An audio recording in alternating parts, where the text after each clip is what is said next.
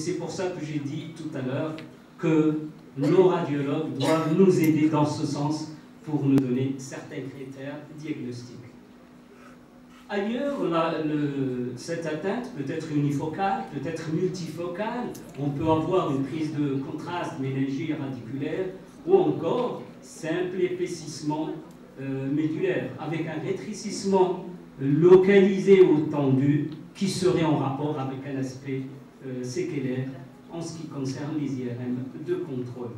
Bien sûr,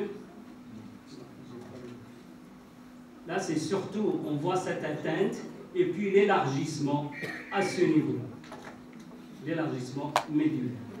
L'IRM cérébral devrait être faite, c'est à la recherche, et rechercher bien sûr des lésions à ce niveau-là pour ne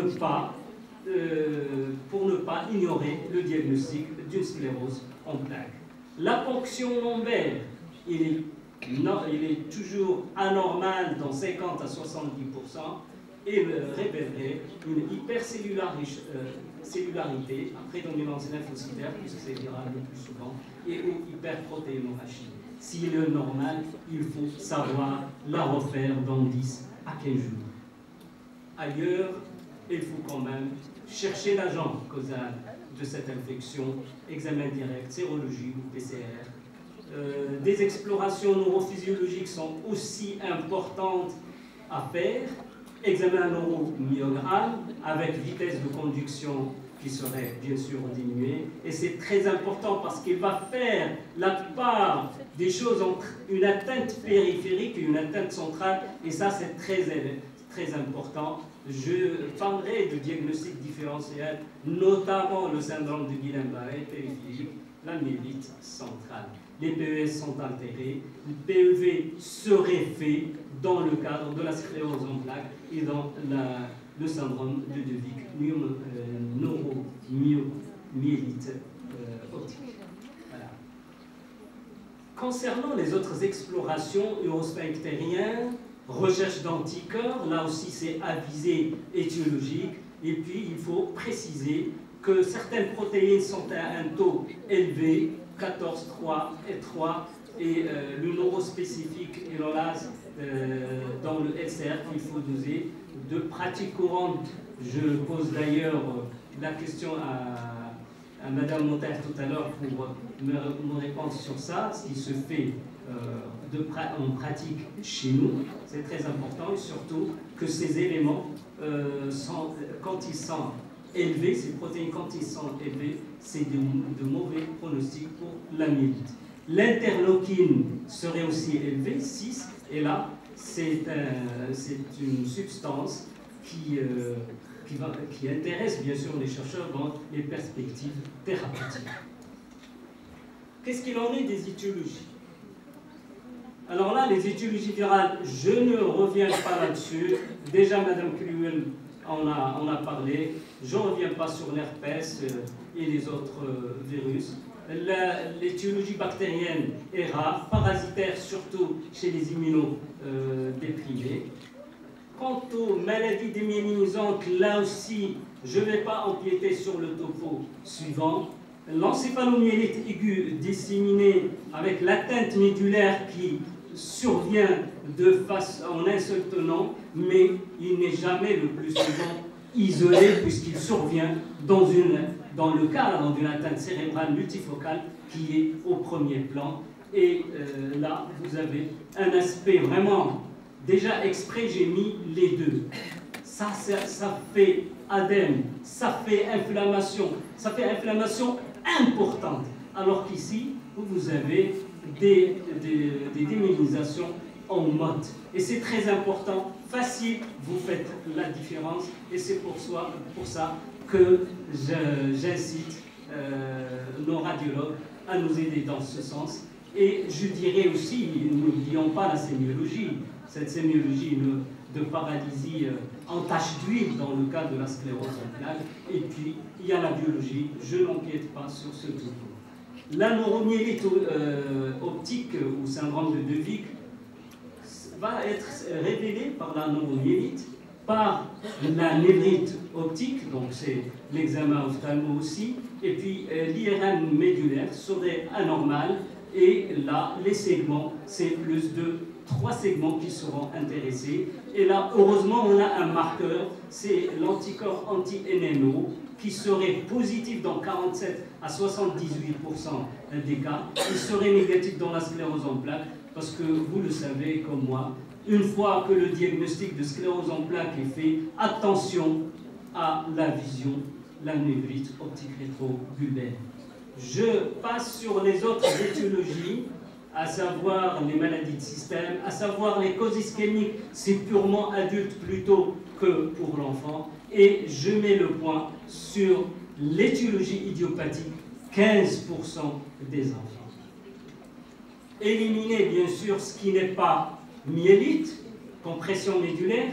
J'ai en tête là l'histoire d'un petit que je vois pour des troubles de la marche. Il a été vu, on lui a fait, parce qu'il a une paralysie flasque, donc c'est l'électromyogramme, et puis par la suite c'est l'IRM cérébral, et il a suffi, là c'est pour les jeunes, il a suffi d'examiner ce malade, de voir son abdomen, et il y a une tumeur du flanc, c'était un neuroblastome. Malformation vasculaire, je passe. C'est peu fréquent chez l'enfant. Et la polyradiculanévrite de Guillain-Barré, je ne reviens pas là-dessus. Qu'est-ce qu'il en est du traitement? D'abord, bien sûr, il faut s'intéresser à cette urgence. S'il y a urgence, dans le cas où il y a une insuffisance respiratoire, ventilation assistée, les soins de nursing, le traitement des troubles vésico-sphinctériens et la rééducation motrice. Le curatif, et c'est là où je m'arrête un petit peu pour vous dire la corticothérapie de prime abord avec un type de solimédrol, 400 mg à 1 g par mètre carré par jour pendant 3 à 5 jours, suivi de prednisolone de 4 mg par kilo par jour, d'hexaméthasone pendant 15 jours, puis diminué pour l'arrêt. Si pas de réponse à la corticothérapie, les autres médicaments, à savoir les immunosuppresseurs, et bien avant, on a essayé, bien sûr, les vénoglobulines totales. L'évolution, on a la récupération le plus souvent à partir de 2 à 17 jours du début de la symptomatologie. Ça, c'est vraiment un élément très bien dans le cas, très bon et intéressant dans le cadre de l'enfant. Les séquelles sont surtout motrices, sensitives.